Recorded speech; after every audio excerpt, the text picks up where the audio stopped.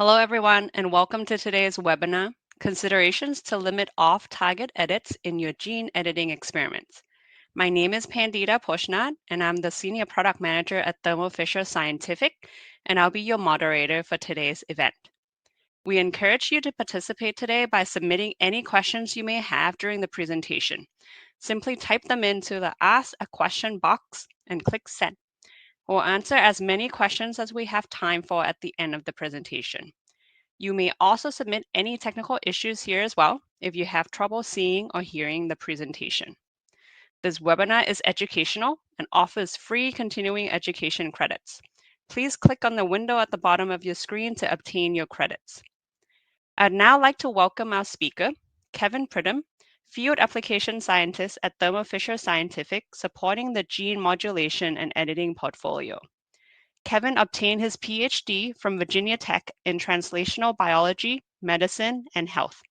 He has over 14 years of research experience in cancer biology, drug development, drug delivery, and neurobiology. Please join me in welcoming Kevin.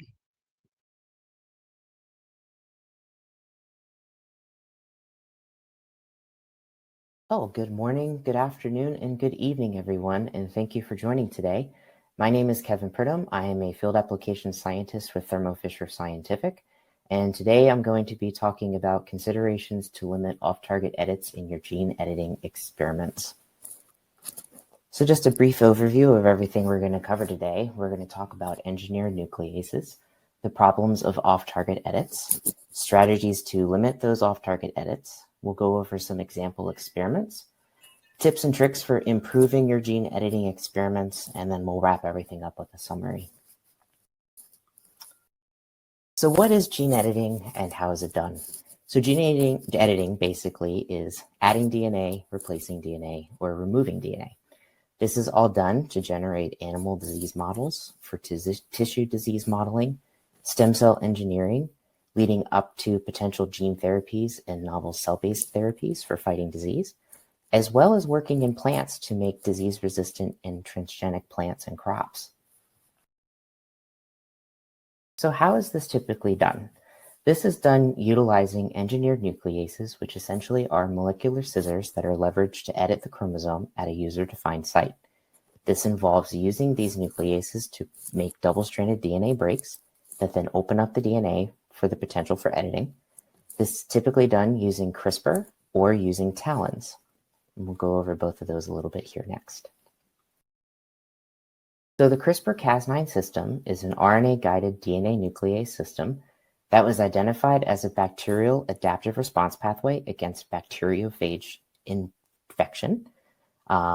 This system comprises of two parts, which is the Cas9 protein, which in our cartoon here is the giant green blob. The Cas9 protein has the actual job of cutting the DNA. This is complexed with a guide RNA molecule that is actually two pieces of RNA that are stitched together. The first is the CRISPR RNA, or the cRNA. That consists of 20 nucleotides that match up to the exact region of the genome that you are trying to make your edit at. The guide RNA piece of the CRISPR part is matched up with a tracer RNA. The tracer RNA has the job of bringing Cas9 in to the genome, forming the complex so that Cas9 can make a cut. The next important part with CRISPR-based editing is the PAM sequence, or the protospacer adjacent motif. In the case of S. pyogenes Cas9, which is the typically and most used version, the PAM sequence is NGG, which is any nucleotide base followed by two guanines. Typically, Cas9 will make a blunt-ended cut, as represented by the little scissors in the cartoon, 3 nucleotides away from the PAM site. Sometimes there can be a little bit of a wobble and you'll have one overhang nucleotide base, but typically it's a blunt-ended break. And then Cas9 can be delivered, as well as the guide RNA molecules can be delivered into cells via plasmid, RNA, or the ribonucleoprotein approach, which we'll get into that in a little bit. So next are talons. So a talon is a tau effector nuclease. Tau effector proteins are produced in bacteria, most namely Xanthomonas. TALs consist of variable numbers of amino acid repeats. Each repeat contains 33 to 35 amino acids and recognizes a single DNA base pair. Thus, there is a chance for high customization and limitation of off-target editing. TALEN pairs can be introduced into eukaryotic cells via plasmid or as mRNA molecules. TALENs always consist as two parts, a forward and a reverse TALEN to get the upper and the lower strand of DNA, and they are fused to an endonuclease. These endonucleases become active when they dimerize with each other, and then they're laying on top of the DNA at the site that you want to cut, and they will cleave the DNA. When a TALEN makes a cut, typically it forms sticky ends or have a 4 or 5 base pair overhang on either end where the cut occurs. So when you're performing gene editing with engineered nucleases, it leads to formation of a double-stranded DNA break, which you can imagine sets off a bunch of alarm bells inside of the cell. There's many different DNA repair pathways that get activated. The most common is NHEJ, or non-homologous end joining. This is a very fast and efficient way of repairing DNA that has been cleaved, but sometimes it does make an error, but we can utilize that error generation for ourselves in our own research. This is done when a premature stop codon or a nonsense or missense mutation is formed that leads to a non-functional protein or turns off a gene. This is really good if you're trying to do knockout models or do loss of function studies or do high throughput functional genomic screening. The other way of repair involves a knock-in, where you actually are knocking in a piece of DNA that you want in the site where the edit occurred. This could be a fluorescent marker onto a protein so you can image it in live cells, or this could be a actual single nucleotide polymorphism edit or an SNP, so you can generate a disease model.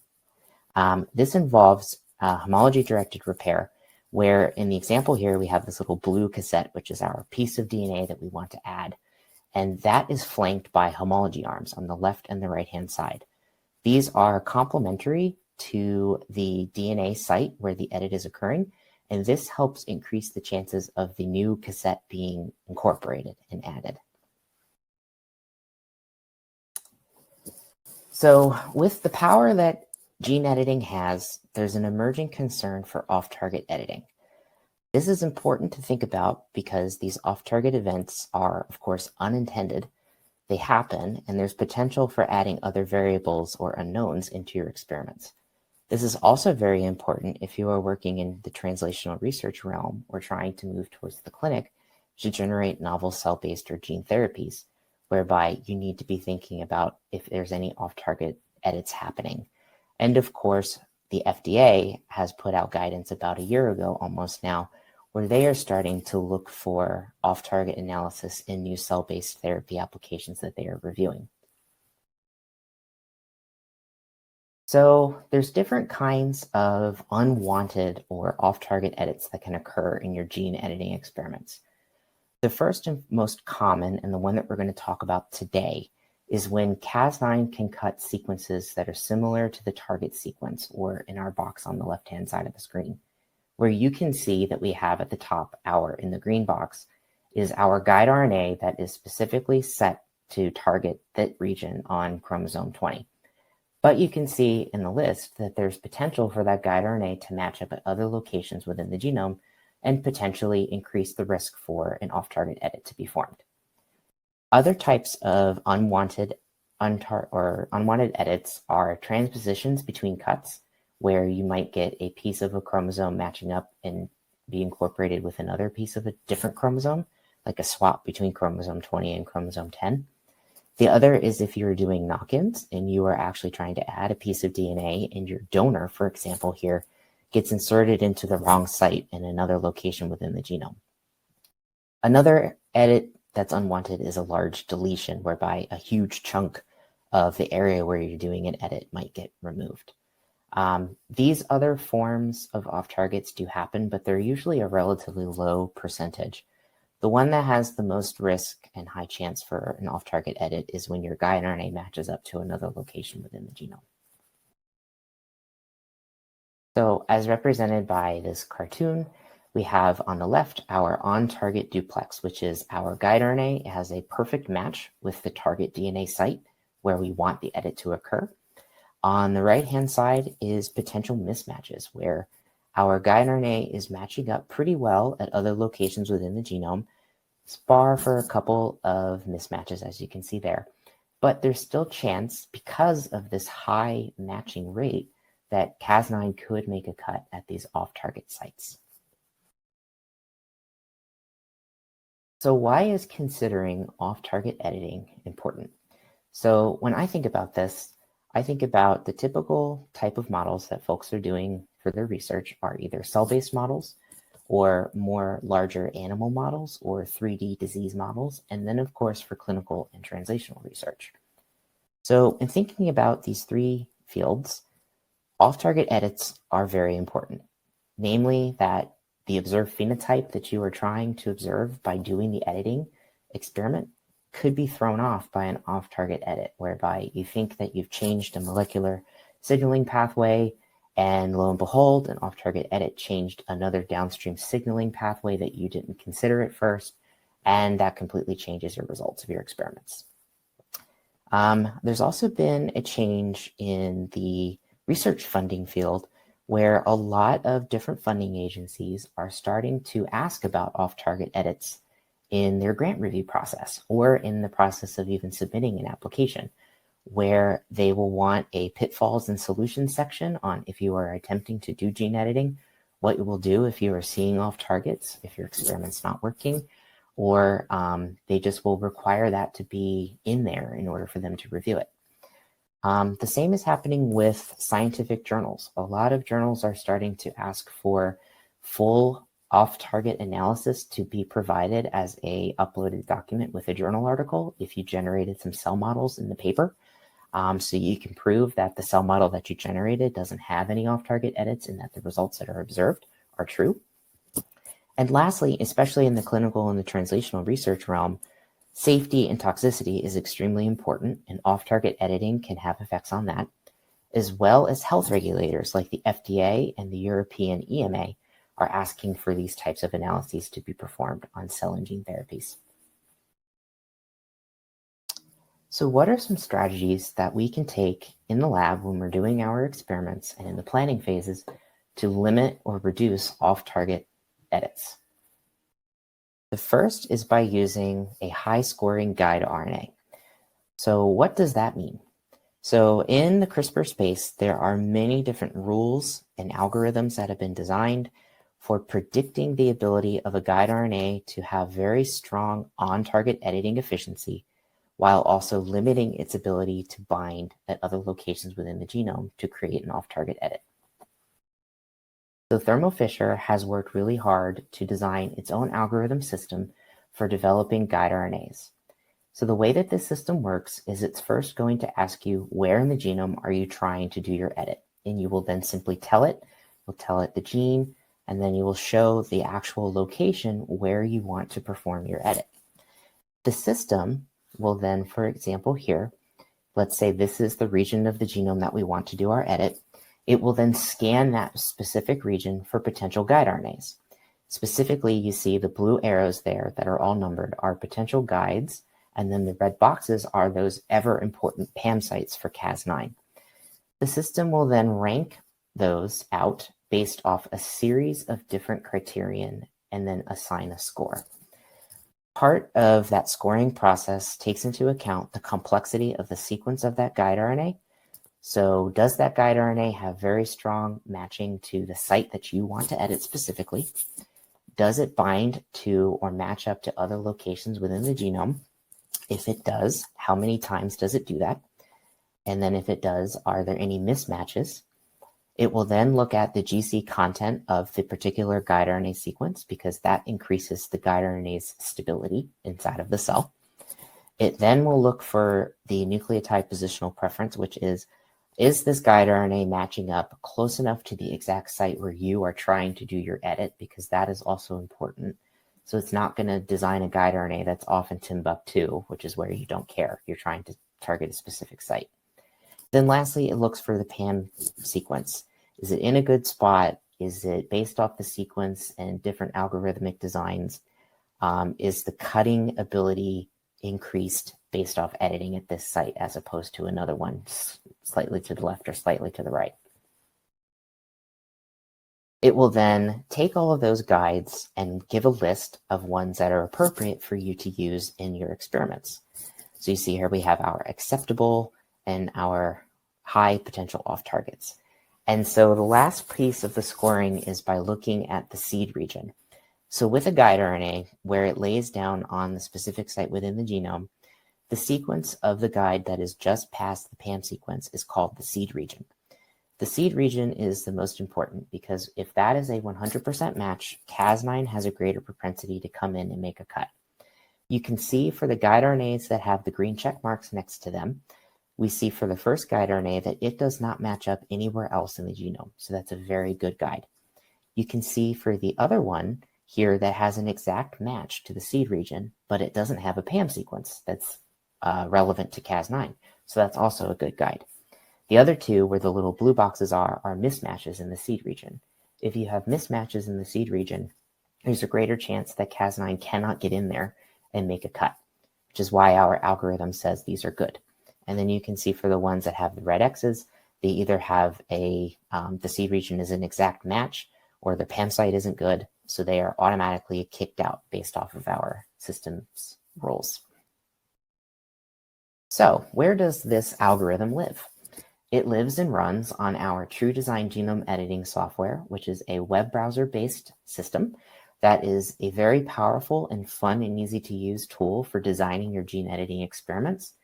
It simply works by asking you to search for the gene. It asks you what type of experiment are you doing.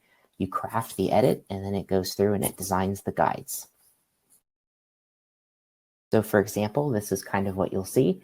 The first piece, it asks you what type of experiment are you going to be doing. We support gene knockouts as well as doing gene tagging with either fluorophores or even with a tag like a flag or a MIC tag for pull downs. We also support insertions and deletions, as well as single nucleotide polymorphism edits, which are very important for disease modeling research. Then it will ask you what host organism or cell type are you using. We support human, mouse, rat, zebrafish, and roundworm. Once you tell it that, it will ask you what the gene is, or if you know the exact DNA sequence or the actual location, you can type that in. If you choose the gene symbol, you just simply type in the gene, which in this case, for example, we're looking at GAPDH. If there's multiple transcripts of a gene, it will list them, and then you simply click on the one that you're looking to edit, and you'll click the next button. It will then ask you, based off what type of experiment you pick, more of the parameters, where exactly do you want this edit to occur, and you will simply scroll through and find the exact site within an exon or an intron of the gene of interest, and then it will run the analysis and scan for guides. Once that scan is done, it will give you a list, as you see here, for example, and it will rank them based off of that score. So you see for our first guide RNA, it has a score of 95%, and then it has a list of potential off targets. If you click on each individual number, it will give you a list of those off targets. So the key pieces that you need to take into consideration when looking at your guides are highlighted in the red box here, is the overall score and the off targets. The score is based on the uniqueness of that guide RNA and its potential for off-target cutting or the risk. Just because a guide RNA has potential off targets, as you can see here, it doesn't mean that they will always have a cut occur at those sites. There's many different things that can affect this. So it's just helping you get an idea on what the risk is for this example. Once you've picked your guide RNAs for your experiment, the TrueDesign system takes you to a nice summary page where you're able to design and order everything that you need for your gene editing experiment. This includes if you are ordering guides, if you need a donor DNA, homology arms are automatically designed by the system, so you don't have to do it yourself. Required reagents are there, as well as GCD or genomic cleavage detection primers and sequencing primers are designed for you, as well as it makes suggestions for positive and negative controls, which are extremely important in your gene editing experiments. Lastly, if you click on that Download Designs and Protocols button, it will download an Excel file that summarizes all of the guide RNA sequences that it generated, the specific site and mutation or edit that you're trying to make, as well as list out suggested reagents and suggested protocols to help you get started once you're starting to do your experiments. So, by using an in silico design tool like TrueDesign to identify potential off-target loci, we can limit off-target edits. There are some limitations to this, though. If you are operating in an area of the genome that doesn't have any PAM sites, which is kind of rare, but it does happen, or if the guide RNAs that are designed have a low score or a high off-target profile, there's a couple little backup plans that we can take to fix that. So our next strategy to limit off-target edits is using the RNP delivery format. So when CRISPR started out, it started as using DNA plasmid vectors that were transfected into your cells. The plasmid, of course, coded for the Cas9 enzyme as well as the individual guide RNA that you were trying to express. You would then transfect that plasmid into your cell of interest and rely on the cell's translation and transcription machinery to read and form the mature guide RNA as well as the mature and active Cas9 enzyme. The field then moved towards using synthetic guides that are synthesized via IVT or in vitro transcription, as well as using mRNA that codes for Cas9, which you would then transfect into your cells. Again, you would rely on the machinery of the cell to produce the mature Cas9 enzyme, which would then go off and do the editing. Now the field is using the RNP, or the ribonucleoprotein approach, which involves using Cas9 that has already been purified and is active. You then couple that with a synthetic guide RNA outside of the cell, form that complex, and then you deliver that assembled complex directly inside of your cell of interest so that it can go straight to work and start editing. You're no longer relying on the machinery of the cell to do the work for you. There's also some added benefits with the RNP approach, which I'm hoping that I'll be able to summarize here, which is, in this case, we have cells that were treated with either plasmid DNA expressing for Cas9, mRNA expressing for Cas9, or Cas9 protein itself, and then monitored via Western blot over time for degradation of the protein. You can see in the case of the DNA that we started out very low because, of course, we had to give the cells time to make the Cas9 enzyme. And then you can see that the expression stayed very high, and that stayed consistent across the board. That is something that happens when you use plasmid. You get constitutive expression of Cas9. With the mRNA approach, we got expression of Cas9 pretty early, but it was relatively low, and then it, of course, degraded. With the RNP, or the protein approach, you can see that we got very high, robust amounts of Cas9 inside of the cells early on, and then over time, that Cas9 degraded and cleared from the cells. So this is important when you start thinking about off-target editing. So you can see here in this graph, we have two different clones of cells, OT3-2 and OT3-18. And we're looking at off/on-target ratio with the three different forms of Cas9 delivery. And you can appreciate with the black bars that the DNA plasmid has higher off-target generation in comparison to on-target generation. Whereas with the RNA approach in the blue, you can see that it went down, but there's still a relatively high amount of off-target generation within the cells. Whereas with the protein-based approach, you can see, especially in the OT3-18 clone, that you have very low off-target generation. And that's because the protein went in, it made the edit, and then it cleared. The other thing that's important with the RNP approach is there's lower toxicity than when you use plasmid or mRNA. For certain cell types, transfecting in a plasmid or an mRNA molecule can be very toxic to cells, whereas with the RNP approach, this toxicity is not observed. The other key thing here is, for this experiment, a poor guide RNA was utilized to help force for off-targets to occur. So you can see in the case of our OT3-18 clone of cells with a poor guide RNA, but coupled with the RNP approach, we are able to limit the off-target generation in the genome, even with a bad guide. So with the mRNA and the plasmid approach, you get a more sustained level of Cas9 or guide RNA expression, but that stays transient, and then Cas9 is present and can create more off-target edits. With the RNP approach, the level of CRISPR-Cas9 is initially very high, and then it rapidly decays. So our next strategy for preventing or reducing off-target edits is using an appropriate endonuclease. So I would be remiss if I did not talk a little bit about Thermo Fisher's Cas9 proteins and why they are the best for you to utilize in your gene editing experiments. So first is our Invitrogen TrueCut Cas9 protein V2. We are on V2 because our R&D group is constantly working to better increase the performance of our Cas9 enzymes while also looking at off-target profile. So this version is engineered to give it very high specificity. It allows for consistently high editing efficiency in all different types of cells tested. That includes not only cell lines, but primary cells, immune cells, and stem cells. It's manufactured under strict quality standards, and we have validated protocols for many, many different cell types that you can download and take a look at to help set up your experiments so you can achieve your results faster. So for example, here, just a little bit of data with our wild-type TrueCut V2 protein.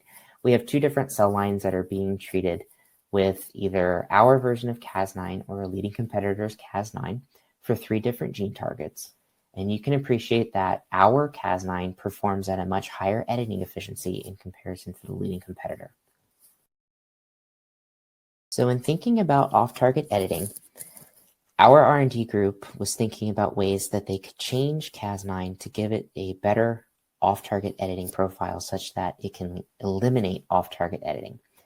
So there's this inverse relationship between Cas9's activity and its specificity, whereas Cas9, as its specificity goes up, its activity goes down. So our R&D group was wondering if they could identify a Cas9 that lives in this red region on the graph that has very high editing specificity, but still maintains high editing activity. So to do this, they set to work to develop a new Cas9 protein. In testing it and identifying potential new enzymes that would be good for this, they performed experiments using bad guide RNAs. So for example, here you see we have a guide RNA that's for the HEC4 gene, but it's got a bunch of potential off-target binding at other locations within the genome. Again, they used this guide intentionally. So you can see here with our wild-type Cas9, because of this poor guide RNA design, there's high levels of off-target cuts elsewhere within the genome. When looking at a leading competitor's high-fidelity Cas9 in the same experiment, you can see that it was able to reduce the off-target edits as well as get many down to 0. But of course, that's not acceptable. We need to get more zeros on that graph. So our R&D group worked with a bunch of different mutants of Cas9 and finally settled on this one, which was able to, in this same experiment, eliminate the off-target generation by 75%. So this Cas9 went on to become, of course, with much further testing, our hi-fi Cas9 protein. So this version is an offshoot of its wild-type version, our TrueCut Cas9 protein, that has been specifically modified to increase its specificity for on-target cutting while also eliminating its ability to bind at off-target locations. So it has a much better off-target profile in comparison to the leading competitors. So I've got a little bit of data to kind of demonstrate this here. So in this graph, you are seeing, we're looking at primary T cells that were treated with guide RNAs for 4 different genes with 3 different Cas9 proteins. So we see at the top here, we have our TrueCut Cas9 V2 protein, a competitor's high-fidelity Cas9, and then our TrueCut hi-fi Cas9 protein.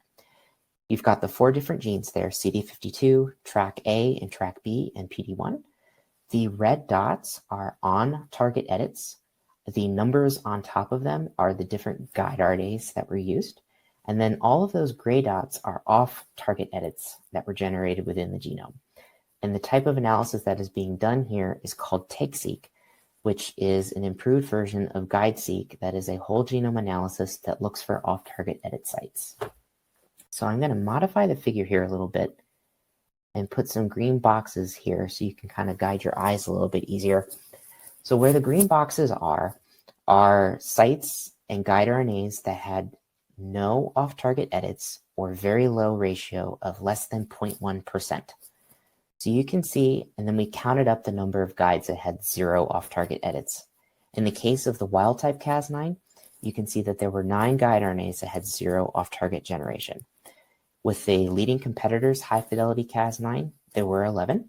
With our hi-fi Cas9, we were able to get 14 guide RNAs that generated 0 off-target edits. The other important thing that this figure is demonstrating is the power of having a good guide RNA.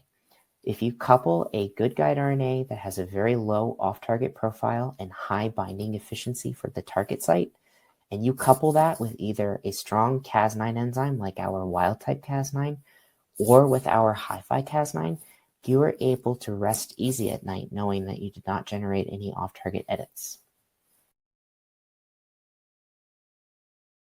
So of course, when researchers are thinking about translating their research from the bench into the clinic, there's 4 distinct steps that you have to go through. That involves early research and development, and then preclinical studies, and then moving into clinical trials, and then eventually the clinic and commercialization. During that pipeline, the needs and wants change in the reagents. So to help support this, Thermo Fisher has worked on generating a Cas9 protein that is both high quality, high amount, has high scalability, and meets GMP compliance. So this protein is our CTS, TrueCut Cas9 protein. It is produced under stringent manufacturing conditions so that it can be utilized in cell therapy type situations for generating novel cell and gene therapies of the future. It is produced in large amounts and has stringent testing requirements that it must meet before it is released. My email is listed on the bottom of all of the slides. If anyone has any specific questions about this Cas9, please feel free to reach out to me.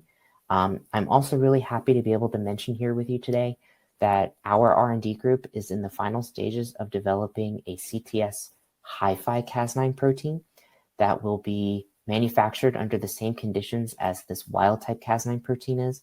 The same stringent testing and performance results that must be met in order for the lot to be released is going to be applied to the hi-fi Cas9. We will have some versions of the CTS hi-fi Cas9 protein ready for testing later this year. Again, if you might be interested in testing, being an early tester, please let us know. Our R&D group always loves to send out samples to people and get it tested and then report the results back so they can make sure that it's performing the same way that it is in their own hands in the lab. So next, a little bit with TALENs. So the unique thing about TALENs is there's no sequence restrictions, and that's kind of being demonstrated in this little figure here on the left.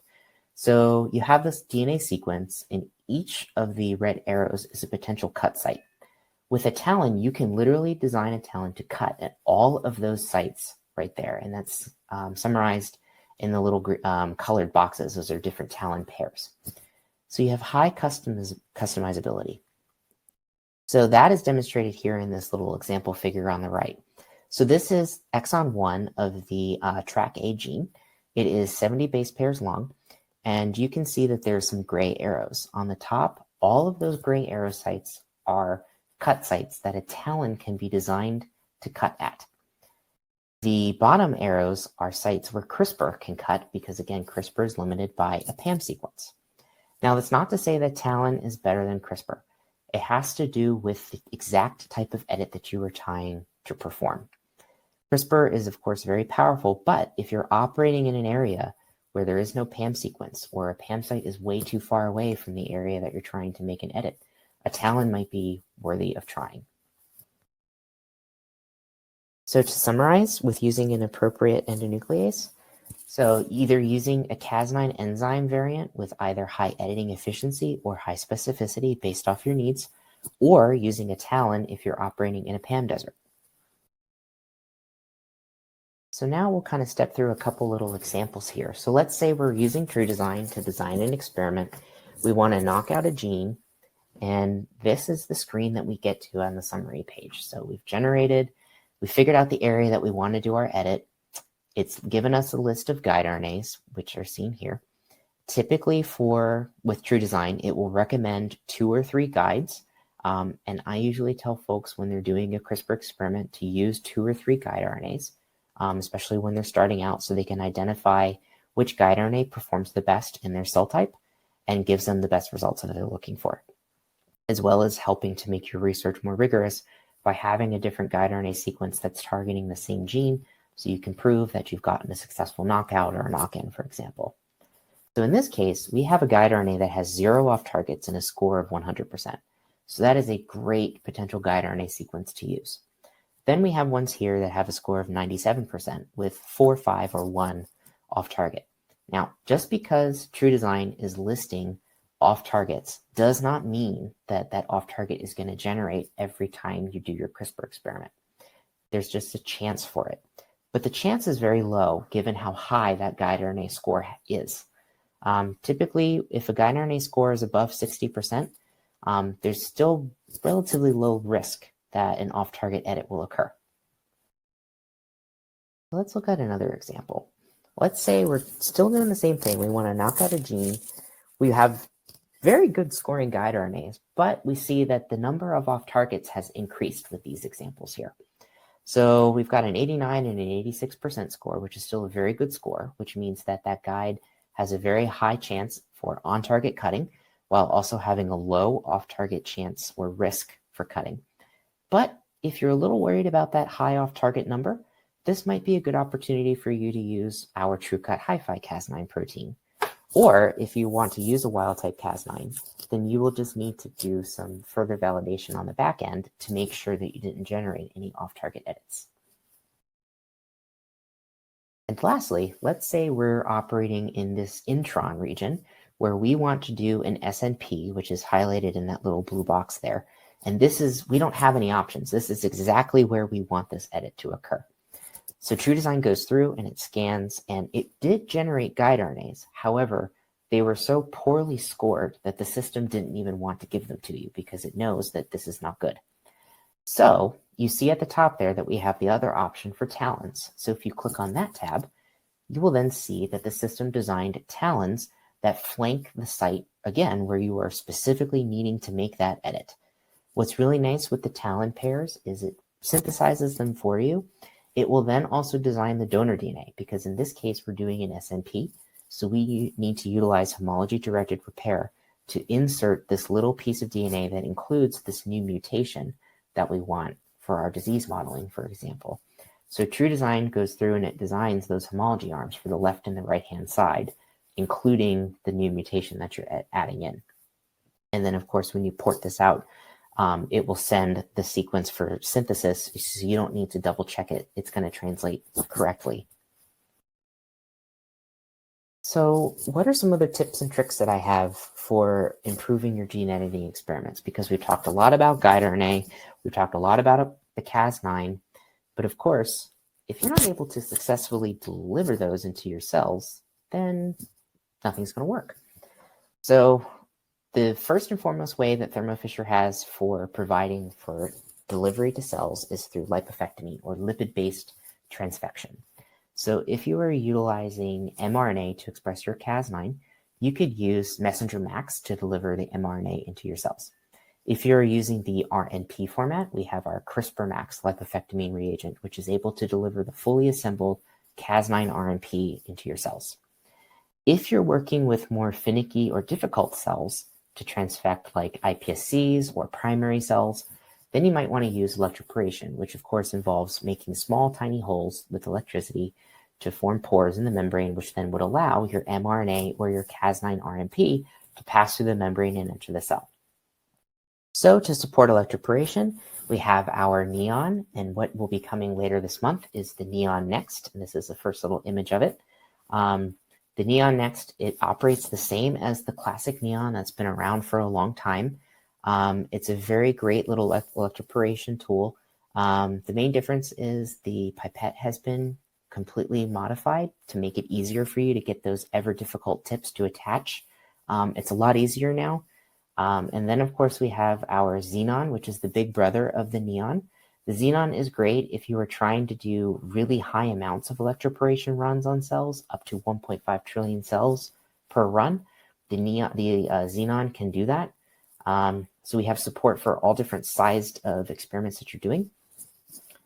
The next tip that I have for you is make sure your cells are healthy. Healthy cells can make it through the gene editing process a lot better than ones that are stressed out because, of course, the whole entire gene editing process stresses cells out. So optimizing the culturing conditions for your cells is very important before you start doing these types of experiments. And then also optimizing the plating densities, the seeding densities, because cells behave differently if they're overgrown, for example, or undergrown, which can affect the efficiency of your gene editing.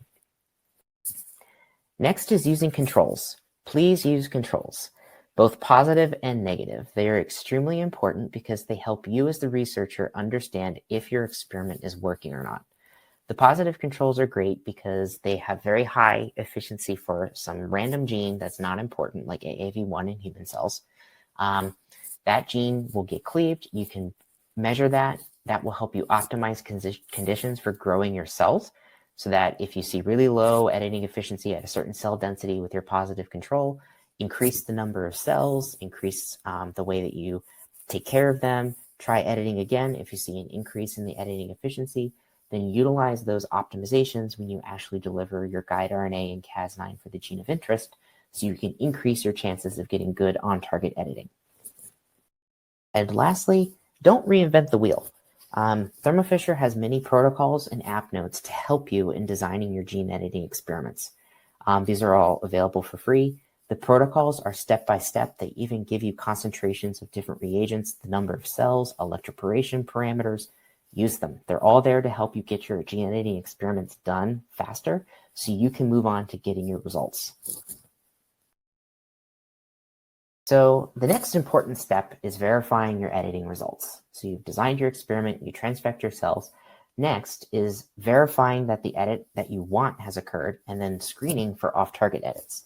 Now, the approach that you take is going to depend on the type of experiment that you're doing. So for example here, let's go back to our beginning models of cells. So if you're just doing a pool of cells just to do a quick knockout, you might not need to do as much of a vigorous off-target analysis as you would if you were doing a disease model. For example, let's say we used a guide RNA from that example earlier that had 0 off-targets. I would just use it and go with it. If you've got one that has a very high score and has a low off-target number, you could generate primers and perform genomic cleavage detection, which is able to detect for off-target editing. Essentially, the way that the GCD assay works is you do your editing in your cells. You then collect the cells, usually about 24 to 48 hours post-editing. You then collect the genomic DNA and you do a PCR amplification, and you couple that with primers that flank the editing sites, both the on-target and the potential off-target edit site. You then amplify those indels and you run them out on a gel. And the gel will look something similar like this, where you see for target 1 and target 2, when the detection enzyme is present, you see those little cleaved bands forming. That means that a cut occurred at those sites. So this would be a quick and easy way for you to target and identify any off-targets if your number is pretty low. Of course, if you've got like 30 potential off-targets, you probably don't want to design primers and do 30 GCD analyses. So that might be a situation where you want to perform Sanger sequencing or next generation sequencing. With Sanger sequencing, you could utilize our system called Seq Screener, which is able to overlay all of the sequencing results in comparison to your backbone or your normal genome, and it can identify indel formation. So for those that are doing more advanced models like animal and disease modeling or clinical translational research, you're going to want to be a lot more rigorous in how you identify off-targets and screen for them. So the first and foremost is going to be clonal isolation, where you do your edit and then you plate those cells down to one cell per well in like a 96 well plate or a 384 well plate. You then let those colonies grow, and then you perform analysis on each individual clone, looking at whole genome analysis via next generation sequencing. And then you follow that by downstream characterization, whether that is growing those cells in 3D or generating an animal model, or further characterization through animal studies. So to help with this and with all of your validation edits and steps that are needed, Thermo Fisher has a series of services that we could provide to you where we do all of the analysis for you. First is for on and off target analysis via next generation sequencing, just simply sequencing the entire genome of the cells that you've edited and looking for off targets. Next is our more robust and high-throughput system called TegSeq, which was used in developing our HiFi Cas9, which is an unbiased whole genome analysis for off-target evaluation that can identify off-target indel formation. And lastly is looking at chromosomal changes. Did any large deletions occur? While this is rare, this can be very important if you're working with stem cells. And with stem cells in mind, we have a plethora of characterization and validation services that can help you in making sure after you've done editing to your stem cells that they are still performing and acting like stem cells.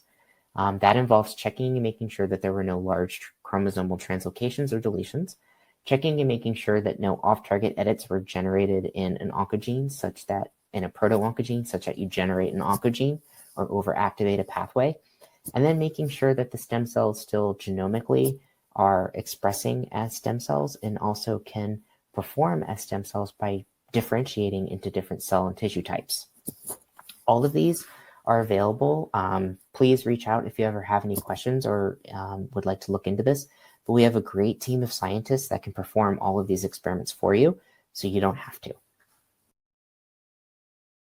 So to summarize real quick, we've talked about our 3 key steps for limiting off-target edits in our experiments.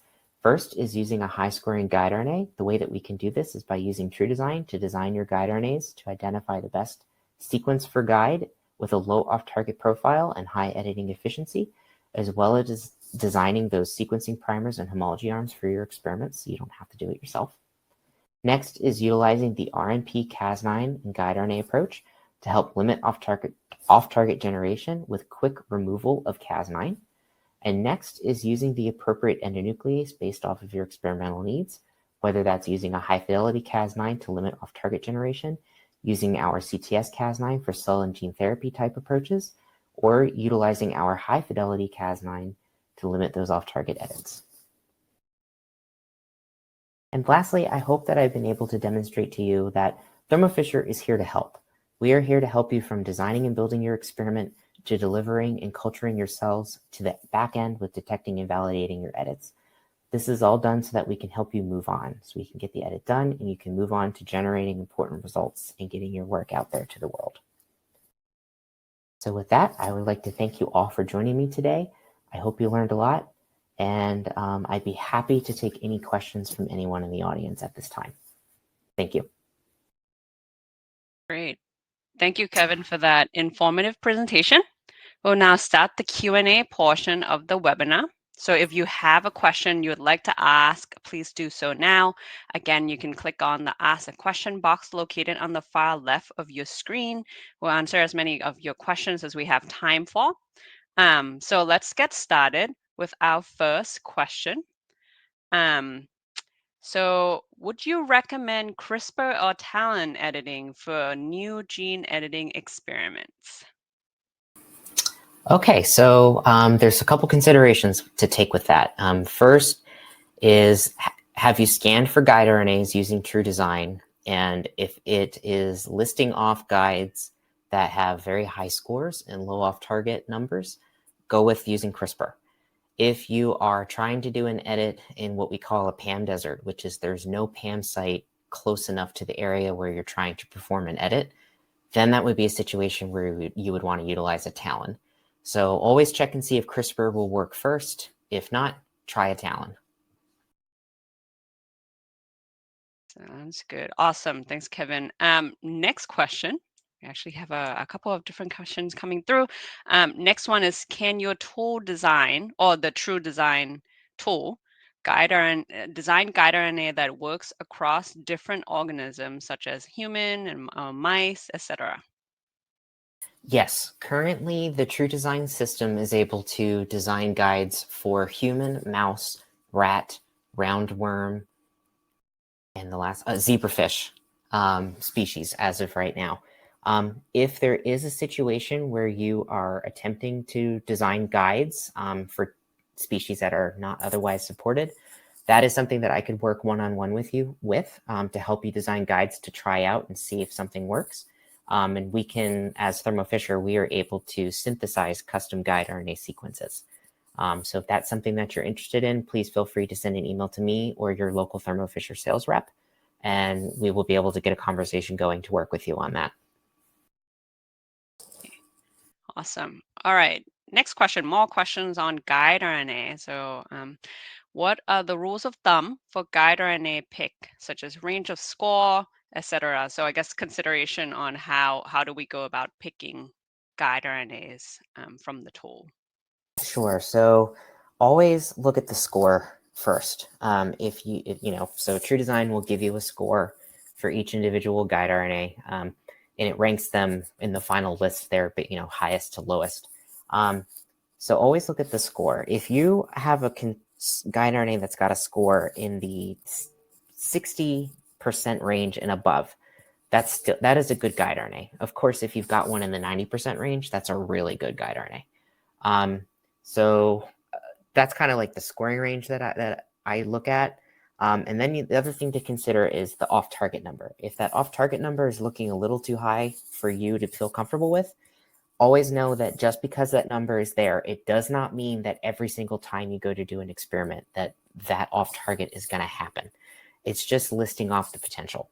A way that you can limit that risk is by using the guides that have a high score number and couple that with a high fidelity Cas9, like our TrueCut Hi-Fi Cas9, which is designed to make it more difficult for Cas9 to make an off-target edit with guides that are matching up at other locations in the genome. And then in terms of the number of guides, always it's going to base off the number of guide RNAs that True Design designs. Sometimes it can only design one based off the site that you're trying to edit, or sometimes it can design two or maybe multiple. I always recommend 2 to 3 for each gene target. Test them out separately. Once you've got all of your reagents, do separate wells of cells that get treated with Cas9 in each individual guide RNA, and then measure the efficiency of cutting via genomic cleavage detection, and identify, what kind of percentage of cutting are you getting with each guide, and then, move on with the best one or the best two that have the highest editing efficiency in your cell type. Okay, great. So sort of follow up to that question, or I guess the second part of that question from the same audience as well, is how do I add an RFP-based clonal selection to my knockout experiment? Sure. Is True So Design capable of doing that? Yep. yes. So if you're trying to tag a gene with RFP, for example, which I think is what you're asking, yes. So you would simply choose add a fluorescent tag as the type of experiment you're doing in True Design at the early parts, and then it will ask you what type of fluorescent marker you're trying to add, and it will be able to add it to the C-terminal or the N-terminal end of your protein. And that utilizes I didn't mention it in this talk because for time's sake, but we have our TrueTag kits, which are great for doing knock-ins. They come as ready-to-use synthesized cassettes. So in this case, they would have the RFP gene. The True Design system is going to design those homology arms to knock it into the exact region where you're trying to edit, as well as it's going to design a guide RNA that's going to make a cut right at the edit site that you're trying to get that insertion. And what's really nice with the TrueTag kits is they also give you the option of picking what antibiotic selection you would like to use. We offer 2. You can utilize blasticidin or puromycin. So you can pick that, and that'll be the version of the kit that comes to you.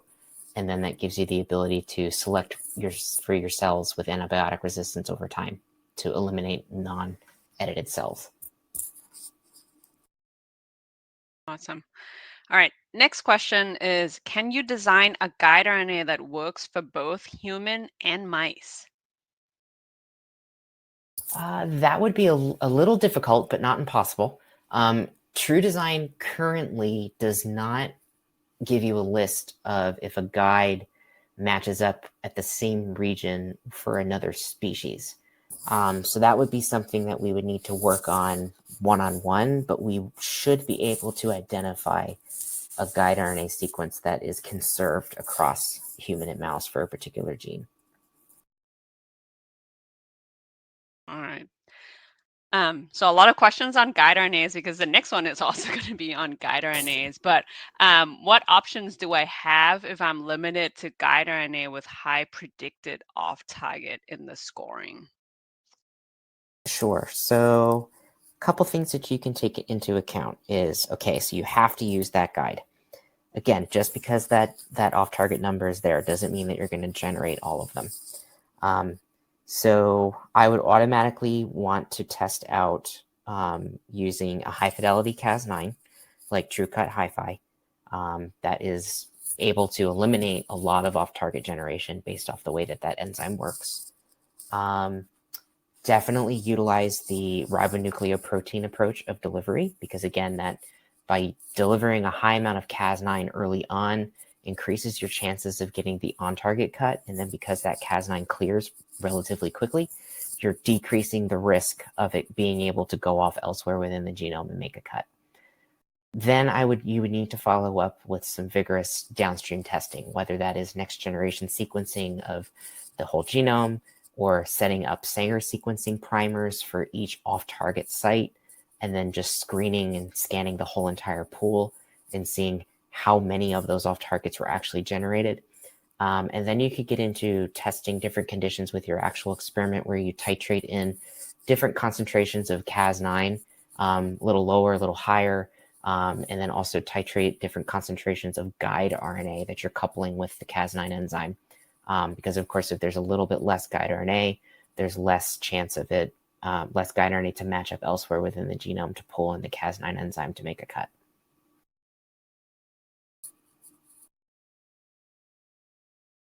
All right. So I think we have time for one more question. So Okay. I'll end with this one. But so where can so you have mentioned a little bit about the verification of results. Where can I get more information, or at least learn more about some of the the services that we offer? I think you mentioned like TechSeek, for example. Where can we get more information or learn more about those? Sure. So to learn more is go to www.thermofisher.com. I wish I had a live screen here so I could show you, but once you're on the homepage of our website, you'll go up to the top where it says Applications and Techniques. Hover your mouse over that, and a giant fan of different options will fan out below. Under the cell biology section, you will find a genome editing hyperlink. You'll click on that guy, and that takes you to the homepage for all of our genome editing portfolio, and that includes the TrueDesign tool, information about our Cas9 enzymes. There's a really nice section about positive and negative controls for CRISPR experiments and TALENT experiments, as well as information about transfection, suggested protocols, as well as really helpful information for downstream validation. If you click on, it'll be all that information is listed on the left-hand side of the genome editing page. We also have some application notes that actually go over downstream analysis for different types of genome editing experiments and explains all of those. And then, of course, if you're interested in our custom services team to do some of the downstream validation editing for you, as well, if you're trying to do a genome editing experiment and it's just not working for you and you really need that edit, we have the same team of scientists are experts in the field at doing these types of experiments, or the hard to do edits, where they can actually take on this experiment for you, and they can work on troubleshooting and optimizing conditions to generate that specific edit type that you're looking for. And then they can do the downstream validation in their own laboratory to check and make sure that the edit is exactly where it needs to be, and be able to screen out clones of cells that have off-target edits. And then they can actually send you a nice tube of frozen cryopreserved cells that have the edit of interest that you're looking for. So then you can pick up and start working in your own lab. All of that information is available on our website. And of course, if you ever have any questions, reach out to your local Thermo Fisher rep, whether for your university or for your site, and they will be able to get you in touch with the right people. Okay, awesome. All right, so thank you again, Kevin, for your time today. We would also like to thank LabRoots and Thermo Fisher Scientific for underwriting today's educational webcast. Before we go, I'd like to thank the audience for joining us today and for the interesting questions. Any questions that we didn't have time to address today, and those submitted during the on-demand period, will be addressed by the speaker via the contact information you provided at the time of registration. This webcast can be viewed on demand. LabRoots will alert you via email when it's available for replay. We encourage you to share that email with your colleagues who may have missed today's live event. Once again, thank you very much, everyone, for your time, and have a good rest of your day.